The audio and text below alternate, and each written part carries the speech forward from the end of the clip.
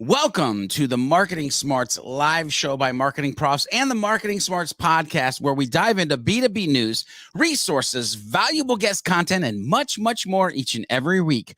If you're a B2B marketer looking for a place to learn, keep up to date, and have some fun, that's right, have fun along the way, then grab a beverage, a notepad, and welcome to the show.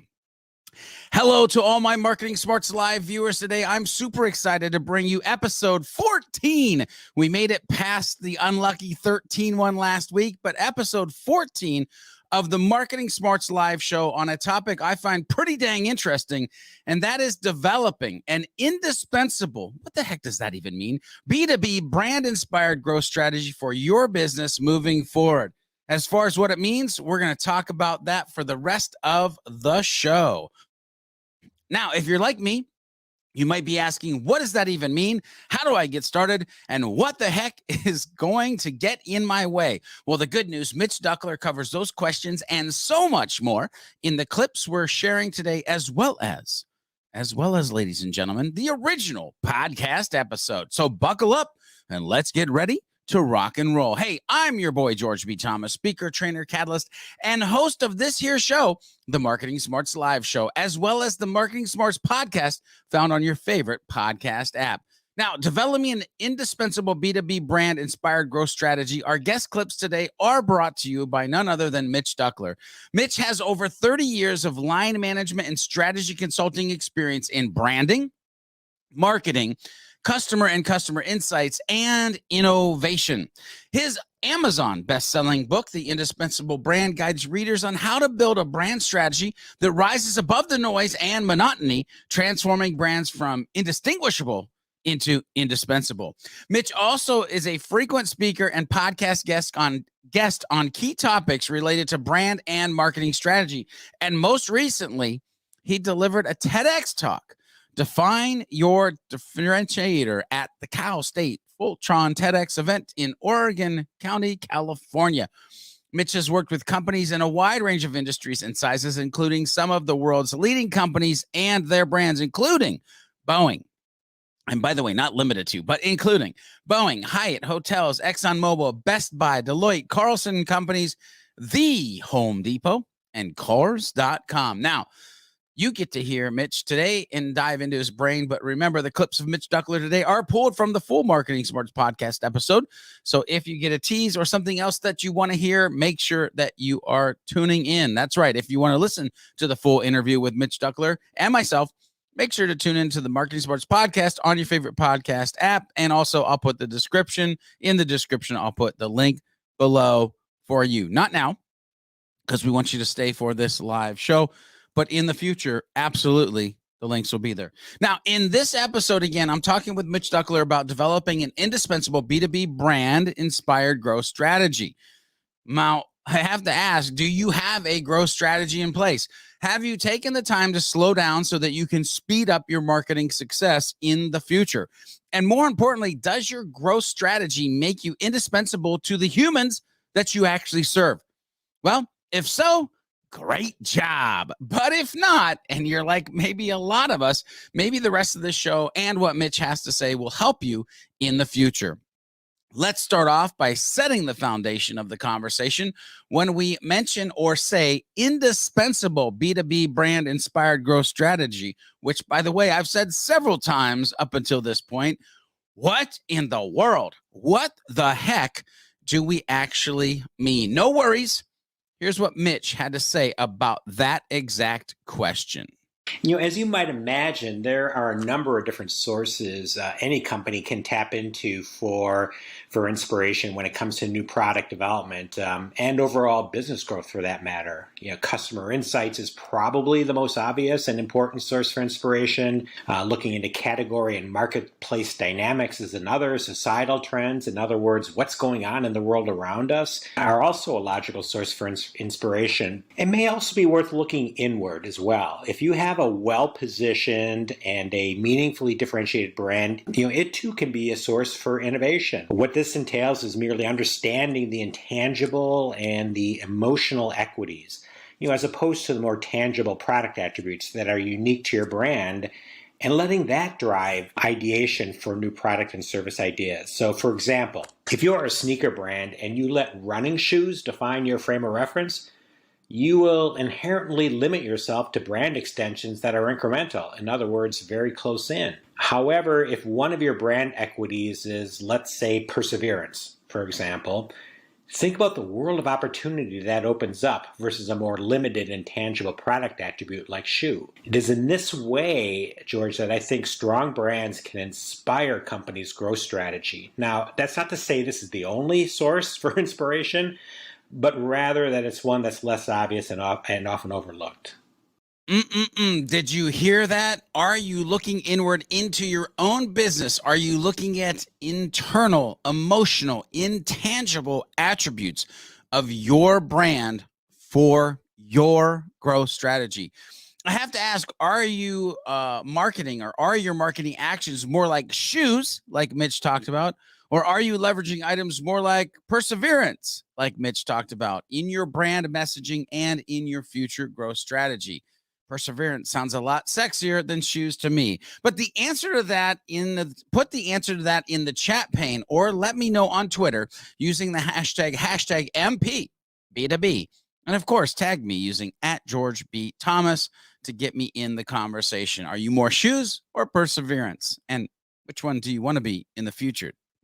That could be a really good conversation. Well, we'll get back to Mitch Duckler and his thoughts on developing an indispensable B2B brand inspired growth strategy. But first, I have to ask, are you part of the Marketing Profs community? If not, become part of the Marketing Profs community by heading over to mprofs.com/MP today. That's mprofs.com/MP today. Now it's time for In the B2B News, where we talk about breaking B2B news or really important tips we find on the Google News tab related to you and your B2B business, more specifically, B2B marketing. This week, the title, 3 Lessons Liquid Death Killer Marketing Can Teach B2B Brands, grabbed my attention. It's only about the 7th time I've heard about liquid death this week, by the way, so maybe that's why it grabbed my attention. But liquid death is a commodity. It's water in a can. Yet its irreverent marketing has led to a recent $700 million valuation. So what can B2B marketers learn from a brand that's not afraid to leverage punk rock and unusual stars in its messaging? Well, the fun thing is this brand is all about a core marketing strategy that we should all be leveraging. Be true to yourself and be interesting. Can you say both of those things about what you're doing? Listen, in this article, you'll read about let your audience inspire a difference, sell your brand to sell your products, and package your purpose. Ooh, package your purpose. I got to say that one maybe 3 times. Package your purpose. To read this article, check out the link below when the live show is over. That's right, ladies and gentlemen, all the right links in all the right places at just the right time. So let's get back to Mitch Duckler and his Marketing Smarts podcast episode. I wanted to dig into how to get started pertaining to building an indispensable brand growth strategy. And Mitch keeps it super simple and references some information you can also find in his book. Let's listen in as Mitch shares his thoughts on getting started with building this strategy. Well, it begins first and foremost with having a meaningfully differentiated brand positioning and understanding of what those key intangible attributes that I just mentioned before are that define your brand. In the book, I suggest that there are 4 simple one-word questions that can help you determine the ways in which your brand is unique. Specifically, ask yourself what, how, why, and who. What is simply the benefit your brand offers or the utility it provides. How answers the way in which that benefit or utility is provided, the manner in which it is delivered. Why is an underlying purpose for your brand or the reason it exists in the first place. Think of the concept of purpose branding, and that's really what why answers. And the final is who. Who is the target audience the brand is intended to serve? Now, if you're lucky, several of these questions may lead to differentiation for your brand, but you need to be able to point to at least one of those as a meaningful point of difference versus all other competitive brands in your category. So once you have this starting point, this basis of what your brand stands for and how it's different, you can then begin the process I mentioned a moment ago, determining what new marketplace opportunities exist that are consistent with those equities. Ladies and gentlemen, do you have a meaningful, differentiated brand? I could actually stop right there, but I won't. Make sure you use the information you just heard to head down the road to creating a brand that separates itself, serves its audience, aka the community, and knows the answer to the questions Mitch talked about in that last clip. It might be the rewind point, to be honest with you, but we'll get back to Mitch Duckler in a few minutes. But first, it's time for some dope B2B learnings from the vault of MarketingProfs articles. That's right. It's time to dig into the treasure trove of valuable information and pull out 2 pieces of gold to help you be a better B2B marketer today and in the future. Article number 1 this week is how to find business growth opportunities within your competitive landscape. And this was brought to you by SEMrush, is actually who brought this to you. The US and global search traffic to top sites is surging. So in the digital space, especially today when most indicators are up, if you aren't growing, you're losing market share and therefore customers. This article will explain how you can use the power of competitive insights to pinpoint new growth points for your business. Marketers need to understand the business value of competitive analysis. And if you are like, wait, what? Then check out this article to start your journey after the live is over. Article number 2 for this week's episode is 3 counterintuitive ideas for making your growth strategies work by Tim Reisterer. I hope I said that, Tim. I hope I said it right. If not, I apologize. Companies looking for more profitable growth often turn to the following 3 common strategies, but each has a major flaw that causes you to continue leaking precious margin. Do any of these sound familiar? Pricing and discount strategies, sales process and methodology, customer acquisition and expansion? Yep, those sound pretty popular to me. If so, check out this article for 3 counterintuitive ways. In other words, not the ways that I mentioned, for you or to make your marketing growth strategy work. Check out both links in the description after the live show is over and head into those fabulous Gold Nugget MarketingProfs articles. No, truly, they are fantastic. All right, ladies and gentlemen, let's keep journeying down the road, and it's time to get back to Mitch Duckler. Let's dive back into this conversation of developing an indispensable B2B brand-inspired growth strategy. By the way, have you counted the times that I have said that? Thank God it's not a drinking game. I wanted to know about what hurdles B2B marketers may face along the way. So that's exactly what I asked Mitch. Here's what he had to warn you and me about pertaining to today's conversation. Here are the hurdles that you might want to look out for. You hit the nail right on the head with your examples, because I think there really are hurdles at both ends of that web, if you will, in the very center as well as in the outer reaches. I like to think of brand extendability as a delicate balancing act. Most brand managers struggle with how far can they stretch their brand's boundaries? And let's look at those 2 examples. If they play it too safe, are too far into the center of that web, if you will, ho-hum line extensions result, they disappoint customers, they fail in the marketplace. Conversely, if they stray too far from the brand's core positioning, a couple things can happen. They either risk diluting the brand, or they can even cause irreversible damage to the brand's valuable equity. I like to say the key is to find that comfortable push, where the push the brand into new areas as far as possible, but without contradicting or fighting the essence of the brand, something so far out that it would be dangerous and potentially harmful to the brand. Along these lines, another thing to think about, and kind of in the line of hurdles, as you mentioned,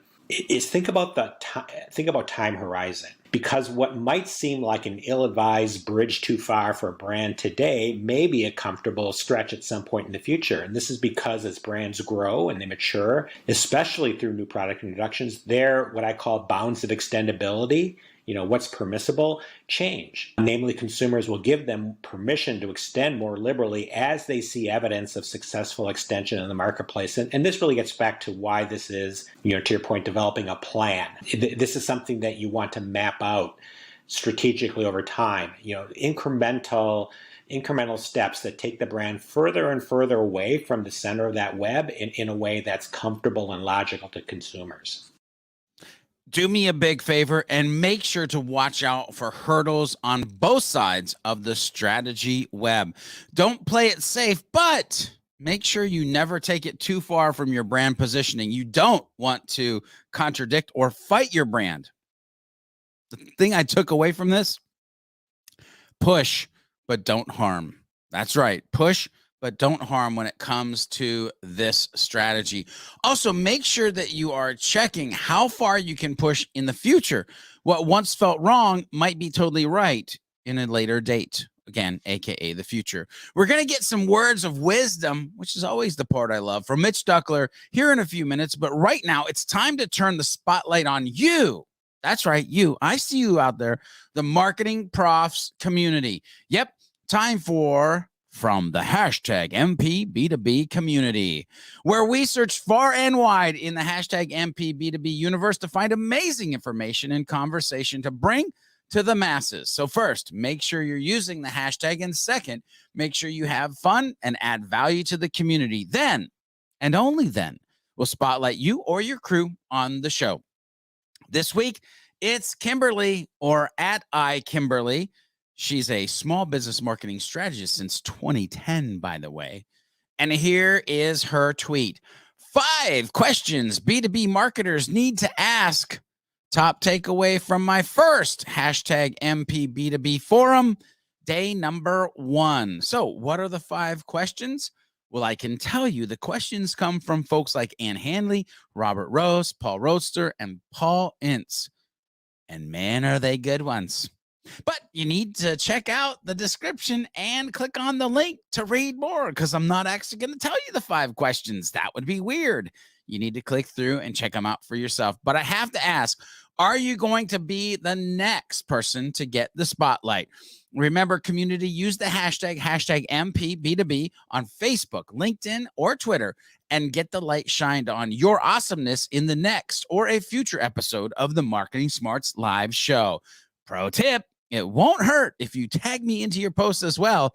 I'm at George B. Thomas on LinkedIn and Twitter, and at Mr. George B. Thomas on the Book of Faces, or Facebook. Now, it's time for one of my favorite things to always ask and to listen to, and that is words of wisdom. So let's kick it back to Mitch Duckler and some words of wisdom around this topic of developing an indispensable B2B brand-inspired growth strategy. Here's what Mitch Duckler wanted to leave with us today on this topic. One thing I would caution and encourage is to think about market research in a new way. I think it's important to keep in mind that as human beings, we are just naturally drawn to the familiar, right? As the saying goes, familiarity breeds comfort. In my experience, consumers tend to be very literal and very short-sighted when it comes to brand extendability. So in focus groups and other forms of market research, for that matter, when they see brands in new, unfamiliar applications, their natural reaction, their knee-jerk reaction is to reject the idea because it seems foreign. And when this happens, it's important to understand what is the basis for consumers not seeing a connection between your brand and a potential new product or service. In some cases, their rationale may be very solid and well-founded, in which case it's probably safe to assume the new product would be a bad idea for your brand. But in other cases,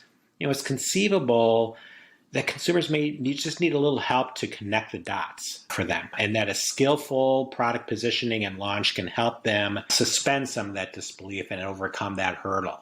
So just kind of watch out. If you're too much of a slave to market research, it might kind of, limit you significantly in terms of the possibilities you're willing to consider for your brand.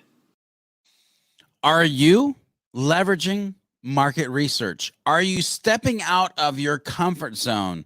I have to ask, are you helping your consumer connect the dots on your new products and services and your growth strategy, leading to you becoming an indispensable brand? The other question I have for you is, have you enjoyed today's journey?